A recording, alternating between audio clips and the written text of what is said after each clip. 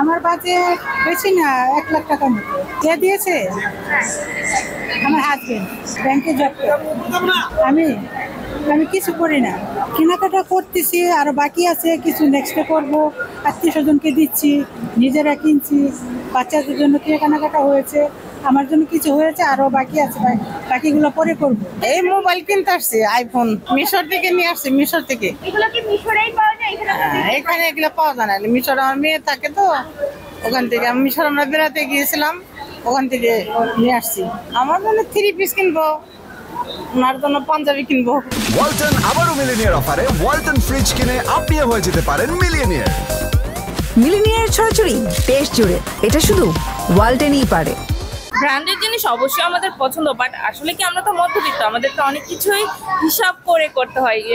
Skin care product বলেন বা dress বলেন বা জুয়েলারি বলেন, যাই বলেন, মোটামুটি চেষ্টা করি সাধ্যের মধ্যে থাকা। সব মিলিয়ে আমি যদি আমার বাচ্চাদেরকে নিয়ে বলি তাহলে আমার 1 লাখ।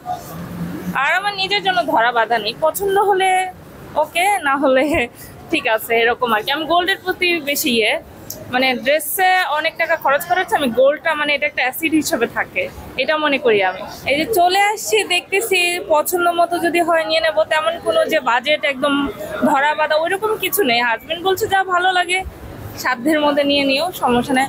আর মোটামুটি ভালো কালেকশন, ভালো। আশা করি সবাই যাদের সাধ্য অনুযায়ী শপিং করতে পারবে। আমার ফ্যামিলি তো সবাই ইউএসএ, আর যতটুকু পাই খুব বেশি, মানে যেটা পাই বেশি হাজবেন্ডের কাছ থেকে। বাবা মা তো সালামি দিতে পারে না, বাট শপিং এর জন্য একটা বাজেট দিয়ে দেয়, আলহামদুলিল্লাহ হয়ে যায়।